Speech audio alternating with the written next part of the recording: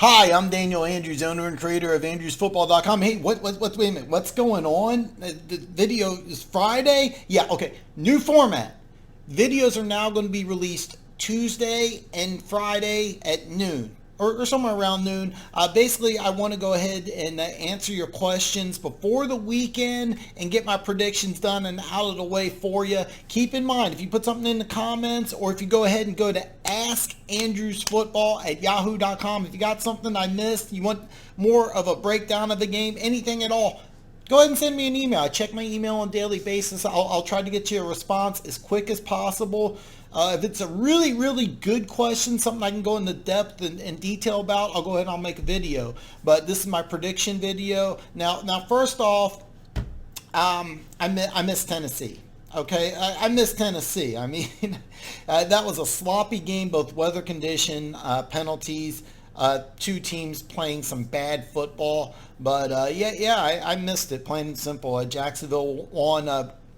And I'm going to get into detail more of the other two AFC South teams, but there's a very good chance that all four AFC South teams will be 1-2 after this weekend. So that to me is really interesting. There could be the winner of that division is 8-8 or 9-7, and that's another interesting topic, because if a team has an 8-8, 9-7 record, it means a 10-6 team could be sitting on the outside. So that's kind of a neat thing about the NFL. I mean, you never know what's going to happen. You never know, and that's the great thing about football. All right, first off here, let's start off with the early games. Cincinnati at Buffalo. I'm really excited about this game because I think Cincinnati's a little better than people think, and Buffalo could go 3-0. I mean, this is their first home game of the year, so I know Bills fans are really, really excited. But they have a harder game than people think. Cincinnati's got a little more talent, and it's going to be a much tougher game than you think. But the idea of the Bills starting off the season 3-0 sounds like a lot of fun. But they're in for a tough challenge with Cincinnati. So before you just chalk that up as an automatic win, Cincinnati's got a little more talent, and this to me is going to be a fun game. It's going to be a tough game, I think. Miami at Dallas. Miami's going to cover 22.5. That's a ridiculous number. I think I saw a stat on ESPN. This is the first time in over 30 years there's been two teams that are over 20-point favorites. I mean, that's just a ridiculous number. But Miami's going to cover this game. This is the game where the Miami Dolphins actually look like an NFL team. They just don't get blown out. I think this is going to be kind of a close game. I think they get their stuff together. They cover the spread. I'm not going to say they're going to win this game, but I've been on a soapbox. I don't think Miami's going 0-16. I think this week they look pretty decent. They cover the spread. Denver at Green Bay. There's a good chance Green Bay goes 3-0 and the Broncos go 0-3. As a Chiefs fan, I would really like that. Denver's defense is pretty good, and Green Bay's offense hasn't been playing so good. I actually like Denver to cover 7.5 in this game. This is going to be a close game. I like Green Bay to win, but I don't think they cover. Atlanta at Indianapolis. I'm really excited about this one. Can Indianapolis go 2-1? Can they go 2-1? This to me, more than any other game, is kind of a real indicator of how good these teams are.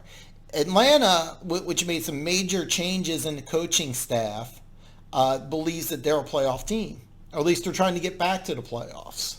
The Indianapolis Colts were probably thinking Super Bowl or definitely playoffs before Andrew Luck's retirement. Now with Jacoby Brissett, who I was public. I like Jacoby Brissett. I think they're going to be about 500 team. But if they win this game, they could say, hey, we're a playoff team. The winner of this game can legitimately say they're a playoff team. The loser's got to say, what now? So that, to me, is really, really interesting. Wouldn't that be cool, though? Either team going 2-1, it's a great story.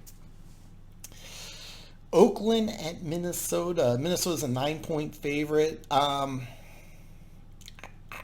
think they cover. But the 9 points is really too much of a line to bet on. So if you're a betting man, if I had to bet on this game, I would bet Minnesota to cover. I definitely think they win. Just 9's a huge number, okay? This is a fun one. Jets at New England. Again, this is the other 20-point spread. This one's 22. Jets are going to lose, but they're going to cover 22. This is a fun one. My boy Luke G, I'm going to do a collaboration show with him next week. If you haven't, Luke G Field Review, I'm going to put the link down at the bottom. Hopefully my green screen's working good and you can see the link to his YouTube channel. Some really great stuff, especially if you're a Lions fan. I'll be there next week. We're going to talk Chiefs and Lions up in Detroit. Chiefs will travel to Detroit, so it's going to be a fun game. This is a good one because I've been really high on Detroit. All right, I've been speaking about this for a while. I'm really high on Detroit. I wouldn't be surprised if Detroit wins this game. I really wouldn't. All right, Detroit's doing some really cool things right now. It is in Philly. I think Philly's a good team, so this is more just an entertaining game. I wouldn't be surprised if either team wins. Don't be surprised if Detroit wins this game, starts off 2-0-1. So don't be surprised. Okay. Afternoon games. Carolina at Arizona. A couple winless teams here. Cam is questionable. And if you watch my video on Carolina, I got some hate on it because I predicted that after the season, Ron Rivera goes and I think they move on from Cam Newton. And there's a chance Cam's not even going to play this week. And if they lose to Arizona, they go 0-3. That's a bad spot. And Arizona, they made all these big changes.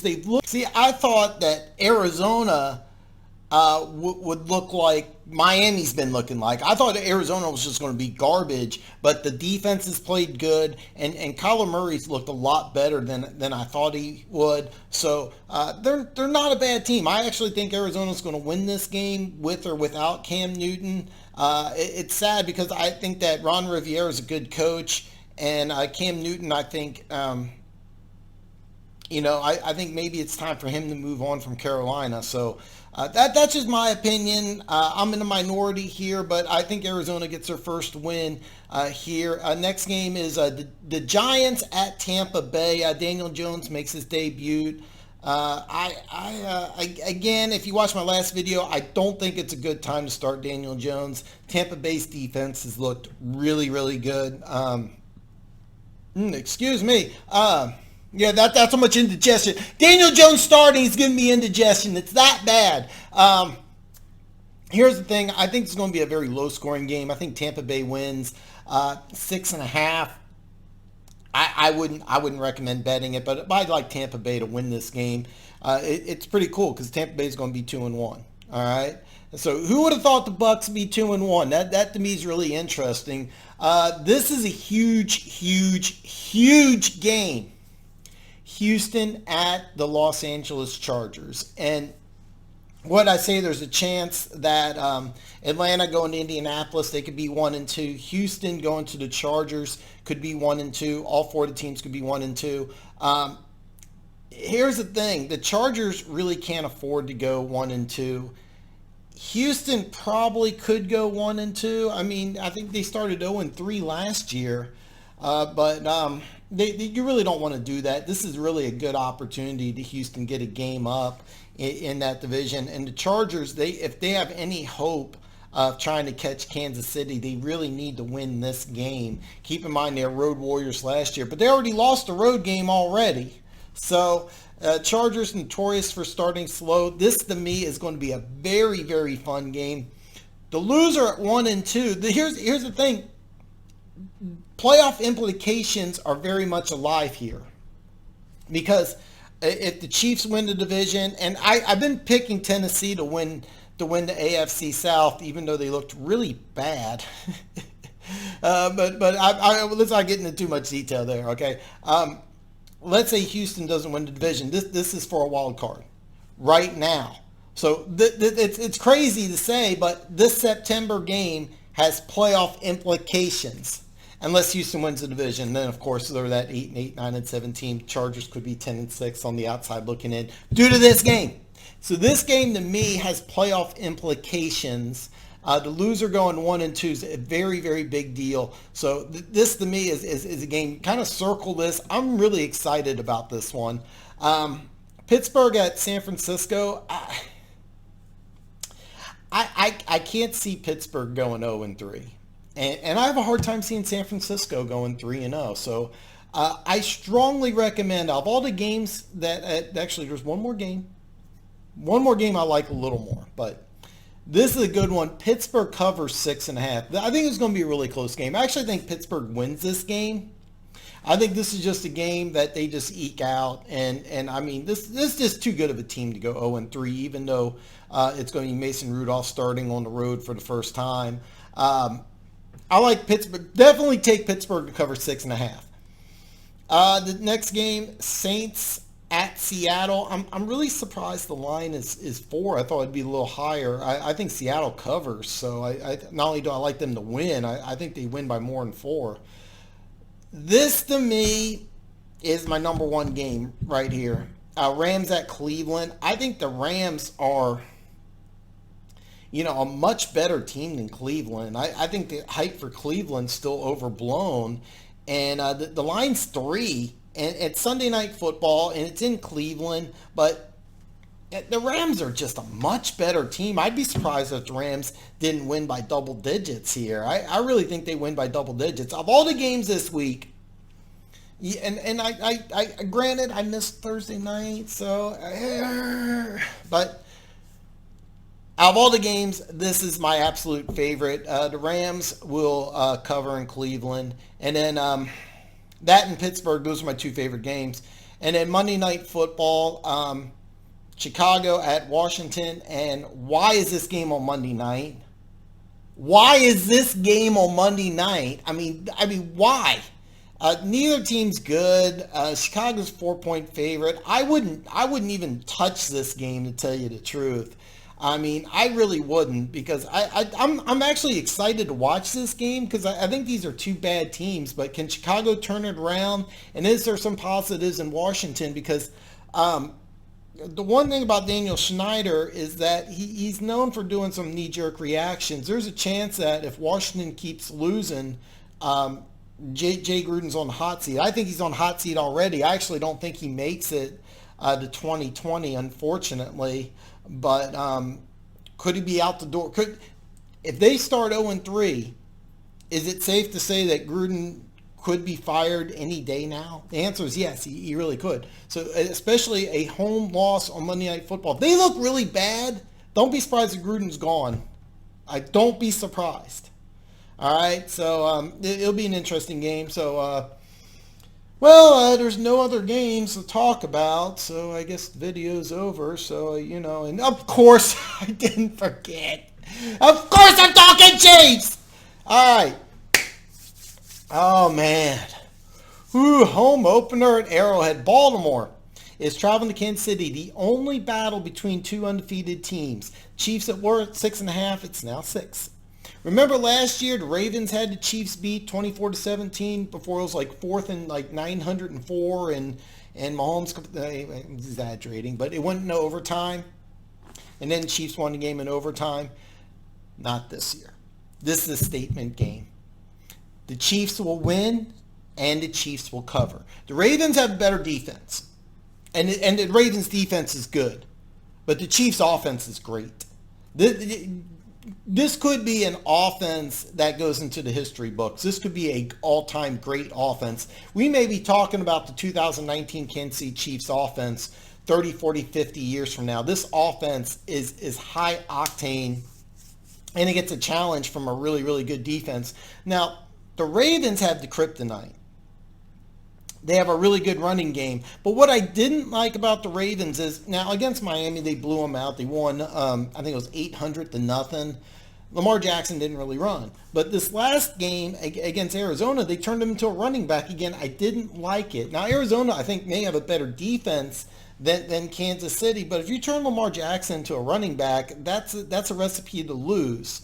Not just at this game, but down the line, because you're going to get him hurt. It's really just a matter of time. But turning him into a running back, it'll make some great conversation on ESPN. It'll look awesome for fantasy football leagues. It's not a good move. You turn him into a running back, and it's going to backfire on you, even though it's going to have some positive results early on. It's got some negative results down the line. He's going to get hurt, and he needs to learn to be more of a pocket passer. Use the play action pass, go deep to Hollywood Brown. That's how you beat Kansas City. You run the ball, then play action pass. In order to beat the Chiefs, you're going to have to score over 30. I'm not sure the Ravens can do it. And you're going to say, Dan, they beat Oakland. They only scored 28. That's all they needed to do. Chiefs don't have a good defense, but they kept the Raiders to 10 points. So, I mean, but I wouldn't touch the over-under because I'm not sure how much the Ravens are going to score in this game. I think it's 52.5. But the Chiefs, I think this is a statement game. This is a huge statement game. Kansas City Chiefs come out and show the NFL that they're, if not the best team in the AFC, at least the second best team in the AFC. Because they're going to win and they're going to cover. So listen, if you're a subscriber to Andrews Football, you already know you're one of the greatest people on planet Earth. All your wildest dreams are going to come true. But if you're new to my channel, there's this button right down here. See it? Bam! Hit that button. Become one of the greatest people on planet Earth. Wait till Tuesday at noon or even close, and I'm going to have my breakdown of week 3. So, hey, I'll see you Tuesday.